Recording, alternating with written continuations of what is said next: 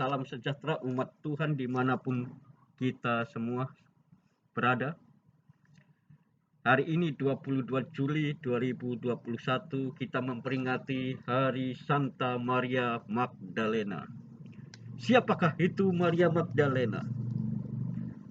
Maria Magdalena kalau kita kenal dari awal adalah orang yang berdosa, orang yang tidak layak di hadapan Tuhan. Maria Magdalena dalam bahasa Ibrani adalah Miriam ha Magdalit. Di dalam bahasa Yunaninya disebut Maria he Magdalene.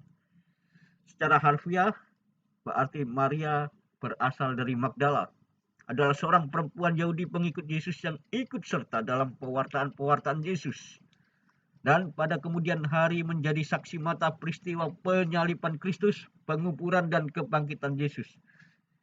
Yesus bangkit, pertama-tama dia memperlihatkan kebangkitannya kepada Santa Maria Magdalena, orang yang paling diremehkan.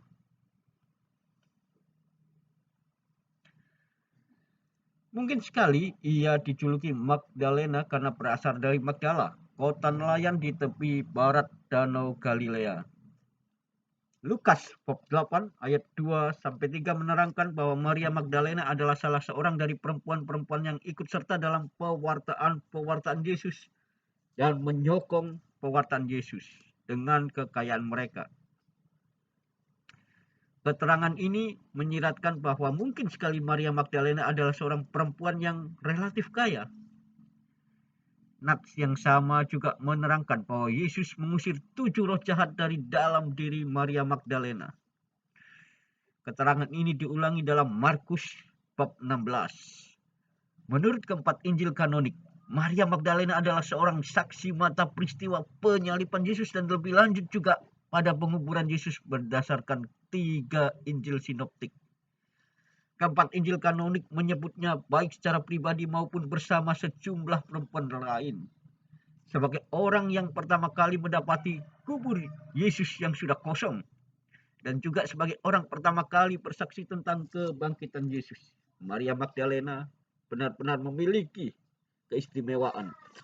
Orang yang pertama kali melihat kebangkitan Yesus karena kubur kosong, dan orang yang pertama kali memberitakan bahwa Yesus sudah bangkit dari antara orang mati di saat seluruh murid-muridnya lesu, putus asa, putus harapan, tidak ada semangat. Karena Yesus yang menjadi pemimpin mereka sudah mati meninggalkan mereka.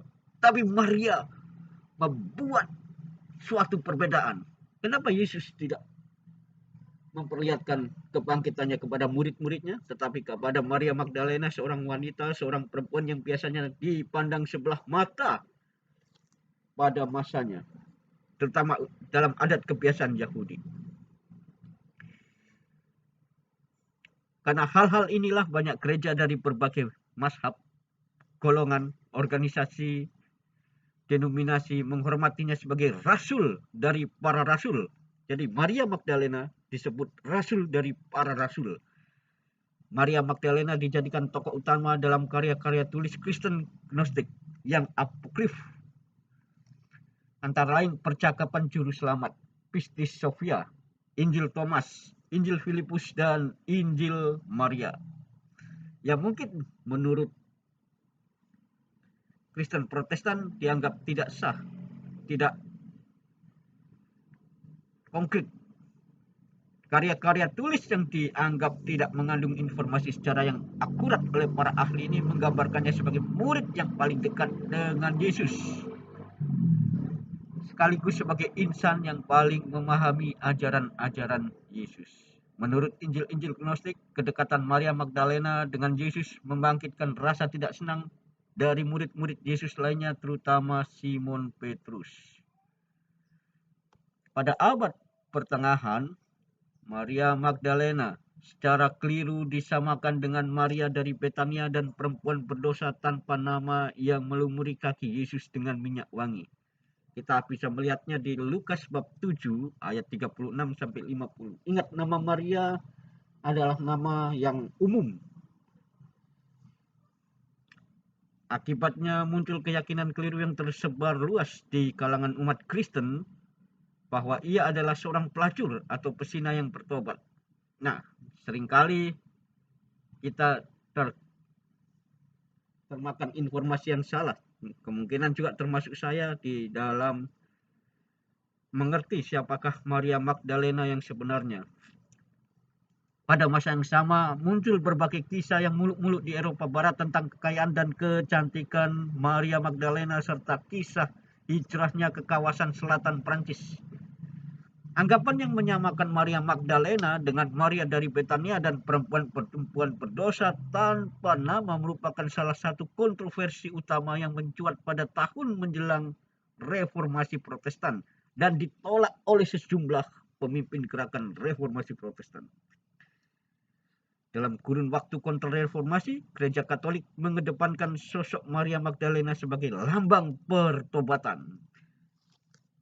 Jadi Maria Magdalena dilambangkan sebagai rasul dari para rasul dan juga sebagai lambang pertobatan. Jadi hari ini 22 Juli 2021 kita memperingati Hari Santa Maria Magdalena. Hari yang mengevaluasi diri kita, betapa rusaknya diri kita, betapa kacaunya jiwa kita, betapa bercabangnya pikiran kita sehingga kita tidak fokus untuk menyerahkan hidup kita hanya untuk Tuhan.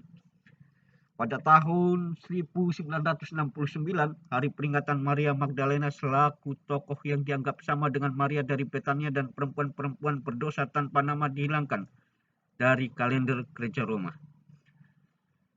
Tetapi anggapan Maria Magdalena adalah seorang mantan pelacur tak kunjung lekang dan ingatan umum.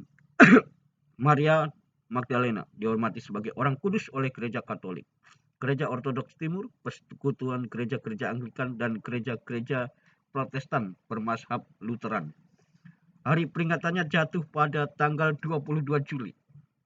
Gereja-gereja Protestan dari mazhab selain Lutheran menghormatinya sebagai salah seorang Sri Kandi Iman. Gereja-gereja Ortodoks Timur juga memperingatinya pada setiap hari Minggu para pembawa mur. Penghormatan terhadap para pembawa mur adalah tradisi gereja Ortodoks yang setara dengan tradisi penghormatan terhadap ketiga Maria dalam gereja Barat.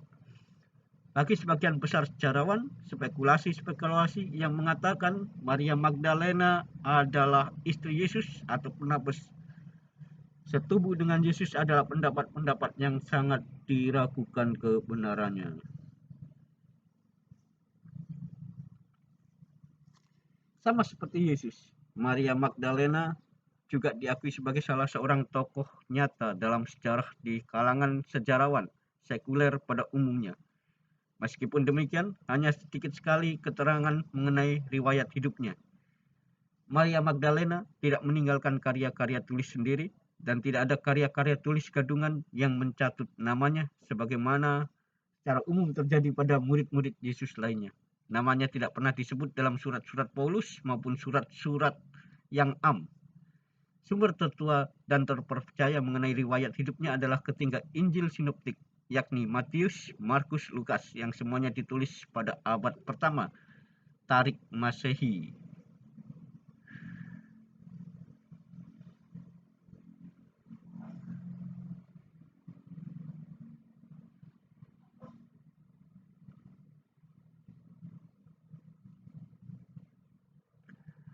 Ya, mengenai Maria Magdalena sangat banyak untuk bisa kita ceritakan. Keempat Injil kanonik maupun Injil Petrus yang apokrif sama-sama meriwayatkan bahwa jenazah Yesus diturunkan dari salib dan dikuburkan oleh seorang lelaki bernama Yusuf Arimatea. Menurut Markus bab 15 ayat 47, Maria Magdalena dan Maria ibu Yoses adalah saksi-saksi mata peristiwa penguburan Yesus.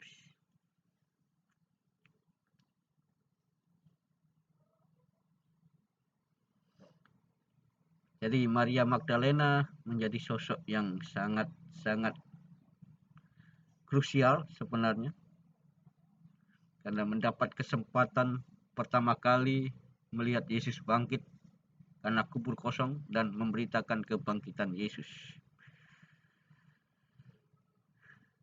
Maria Magdalena menjadi sosok lambang pertobatan juga, di mana pada hari ini kita bisa mencoba mengoreksi diri kita masing-masing dengan kegiatan-kegiatan yang positif untuk bertobat, meninggalkan dosa kita. Demikianlah kita renungkan mengenai Maria Magdalena secara singkat. Semoga berkenan dan Tuhan memimpin kita sekalian untuk mengembara pada hari ini di dalam mewujudkan pewartaan Injil. Tuhan memberkati dan menguatkan kita. Tetap semangat dan jangan lupa selalu berkarya untuk Tuhan. Jaga protokol kesehatan dalam melawan COVID-19. Glory Maranatha.